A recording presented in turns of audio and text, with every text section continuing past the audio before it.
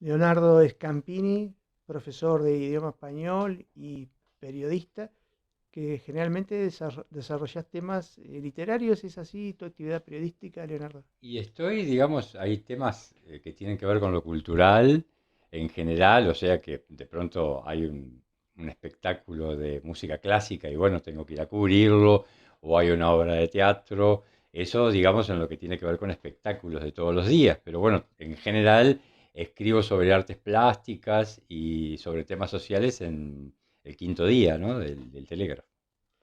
Leonardo, y ya que estás en esos temas de cuestiones sociales y culturales, Ujú. este 1 de mayo tiene un significado, una significación distinta para la sociedad. ¿Tú por lo menos lo percibes así? El tema con los 1 de mayo es que se ha alejado un poco, y no en este año en particular, de lo que originalmente significó. Da la impresión, justamente porque las personas ahora, cosa que no se hacía antes, te saludan feliz día compañero, feliz día, que se parece más a un día de la madre, ¿no? Pareciera como que el sistema terminó imponiendo ese criterio de que, bueno, es un día de festejo más que de conmemoración. Em, claro, este año se da la particularidad de todo el tema del coronavirus y de esta cuarentena en la que estamos metidos todos. Si hay alguna razón por la cual el 1 de mayo en el 2020 es especial, supongo que tiene que ver más con eso que con el día de festejo de los trabajadores o el día de conmemoración. Obviamente conmemorar no es lo mismo que interpretar como un día festivo. Ujú. ¿Cómo entiendes tú es una conmemoración en esa fecha tan particular del Día Internacional de los Trabajadores? Bueno, yo recuerdo que a principios de los 90, cuando empezó a cundir el neoliberalismo, primero el de aquellos años en toda la región, me acuerdo de haber leído un artículo periodístico en una revista de Osvaldo Bayer, que analizando, digamos, la actitud de la clase trabajadora, en este caso él estaba hablando de Argentina, pero un poco también estaba hablando de todo lo que pasaba en el mundo. Él opinaba que, y yo creo que con razón, que no se estaba dando la pelea como se la daba antes, y cuando uno habla de antes habla de principios del siglo XX, de la década del 50, de la década del 60.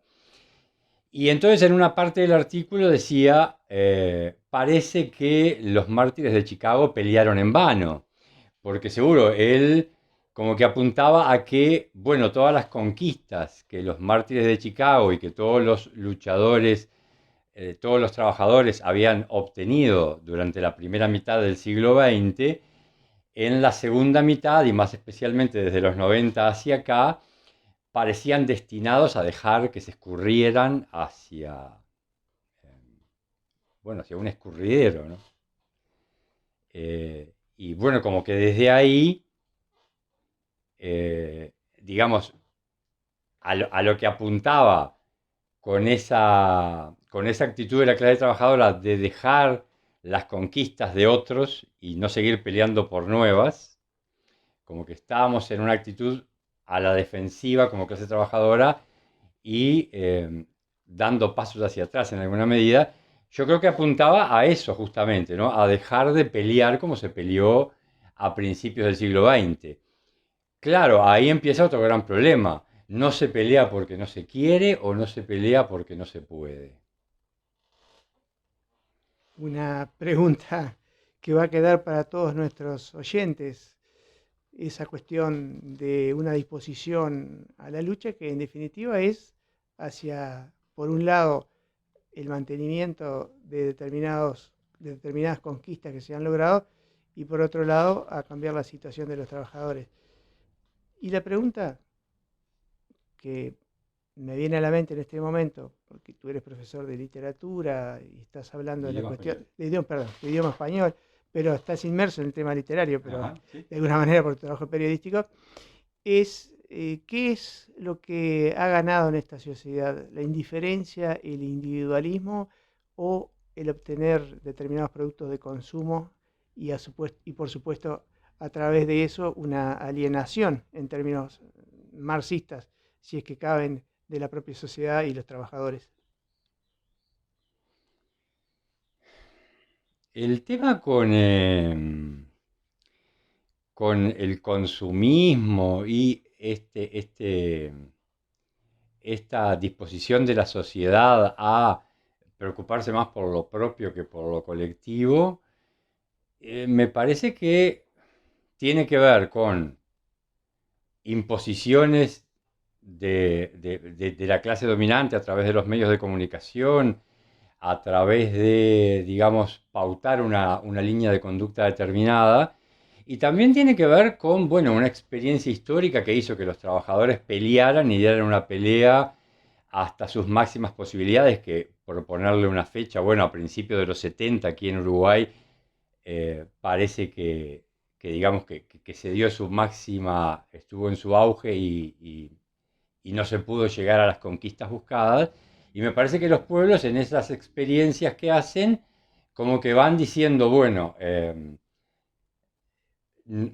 digamos, por este camino que buscamos no fue, y cuando se salió de la dictadura y todo eso, como que la clase trabajadora empezó a buscar un camino distinto, o como te decía recién, acaso sintieron que el camino anterior no lo podían seguir llevando a la práctica ahora.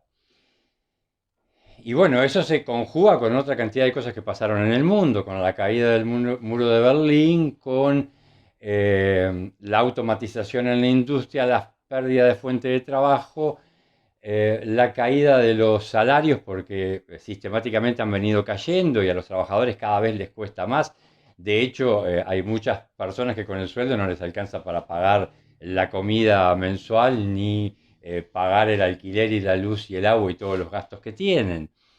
Entonces, en esa sumatoria de todas esas cosas, me parece que la gente se ha puesto un poco bien hacia adentro y a defender sus propios intereses y que bueno, que capaz que la clase trabajadora, reunida, digamos, en el Uruguay, en el PIT-CNT, defiende los intereses de esa clase trabajadora que está ahí, digamos, que todavía aún hoy sigue trabajando, pero bueno, hay toda una clase trabajadora que ha dejado de trabajar y que son los desocupados, que son las clases marginales, y que, bueno, ellos no pueden darse, digamos, una organización propia, porque no tienen esto que tiene el resto de la clase trabajadora, que se pueden reunir en lugares de trabajo y a partir de ahí nuclearse. Y bueno, como que quedó una clase marginal por ahí y la clase trabajadora por acá, que al parecer, aunque discursivamente digan a nosotros nos preocupan los marginados y toda esta gente que quedó afuera, en lo concreto no preocupa. Y están, digamos, como que defendiendo bien los intereses exclusivamente de ellos, que están ahí, aún trabajando, y en alguna medida eso puede mirarse en el contexto general como una defensa de los intereses propios personales y como un sálvese quien pueda. Ahí puede surgir que desde los sindicatos se defiendan los puestos de trabajo exclusivamente por fuera de condiciones de trabajo o salario.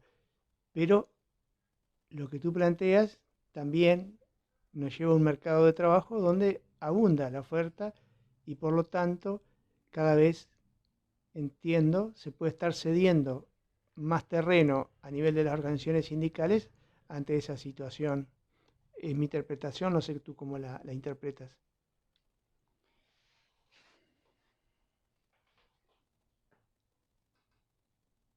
En la medida en que, o sea, yo creo que desde la salida de la dictadura hasta aquí no ha habido del lado de la clase trabajadora una actitud de tomar la iniciativa para defender lo conquistado y para obtener más conquistas. Se ha estado siempre como a la defensiva. Cuando digo a la defensiva quiero decir, por ejemplo, a cada rato hubo un proyecto de privatizar esto o de privatizar esto otro y estar a la defensiva es, bueno, salimos a juntar firmas para combatir este embate. Em, entonces, bueno, eso ha llevado a que, al parecer, estábamos peleando por las cosas que más importaban, pero como clase trabajadora, capaz que lo que más importaba era defender las fuentes de trabajo y defender el nivel de los salarios. Y bueno, sistemáticamente el nivel de los salarios ha venido cayendo y también se ha venido perdiendo una cantidad de puestos de trabajo. Y al parecer, por em, todo lo que está pasando ahora con el tema este del coronavirus, pero ya antes, naturalmente, porque había una tendencia natural en el mercado a que las fuentes de trabajo tienden naturalmente a desaparecer por la automatización en la industria, por diferentes razones, porque, bueno, porque los capitalistas también tienden a obtener más ganancias por vía de la superproductividad del mismo obrero haciendo dos o tres tareas. Entonces, por todo eso se tiende a perder fuente de trabajo. Se ha, digamos, en el discurso combatido eso, pero se ha poco peleado para, em, en lo concreto, digamos, hacer que esa fuente de trabajo permanezcan. Entonces, uno ve como esa tendencia a que las fuentes de trabajo van a seguir perdiéndose y que los sueldos, que los salarios van a seguir disminuyendo.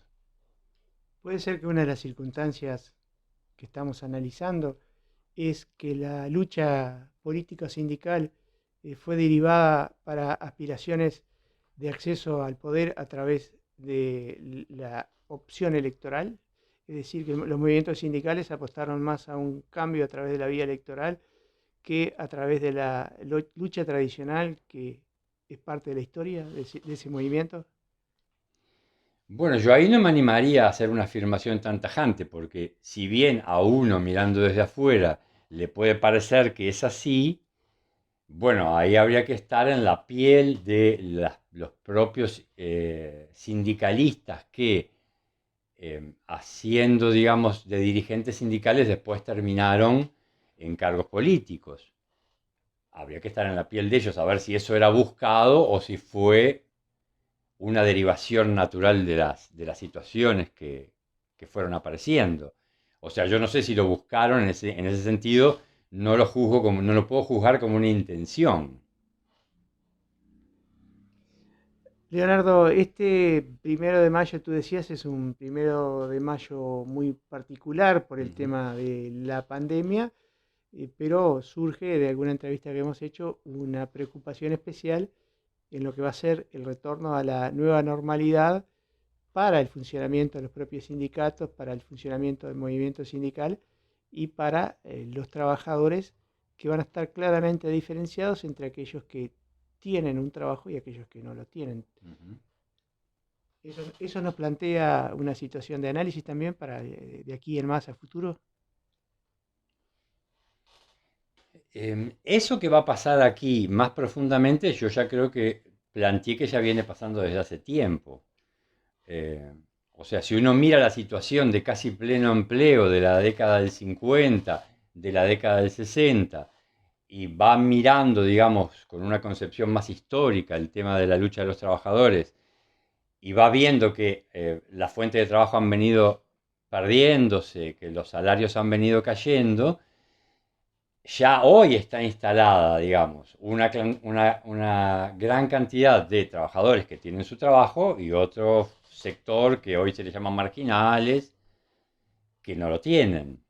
Eh, que eso se va a seguir profundizando. Parece que antes ya estaba previsto que esto iba a seguir pasando antes de que apareciera el tema del coronavirus y según he escuchado a algunos analistas, en todo caso, todo esto del coronavirus ha acelerado un proceso natural que ya se preveía que iba a llegar a suceder. O sea, esto de la pérdida de fuente de trabajo y esto de la caída de los salarios. Porque retomo lo de hoy, ¿no? O sea, si para obtener determinadas conquistas a principios del siglo XX hubo que dar peleas que llevaron a grandes sufrimientos por parte de los trabajadores para conquistar las 8 horas y para conquistar todos los beneficios sociales que fueron adquiriendo en el correr del siglo XX, es como que uno no ve como posible no seguir perdiendo cosas si uno no tiene una actitud de lucha. Em, es como una deriva natural, ¿no? Si vos no tenés, si no luchás por las conquistas del pasado y mucho menos por conquistar nuevas cosas, entonces como que naturalmente esto se va a dar de que los trabajadores, insisto, van a seguir perdiendo fuentes de trabajo y van a seguir disminuyendo su salario. Porque, digamos, de lo contrario, si hubiera que esperar de otros sectores diferentes a los propios trabajadores que las fuentes de trabajo se mantengan y que los trabajos se mantengan o crezcan, ¿de quién habría que esperarlo? ¿De la clase dominante, de la burguesía? ¿Que ellos vengan y nos regalen cosas? Difícil eso. Leonardo, muchísimas gracias por concedernos esta No, entrevista. gracias a vos.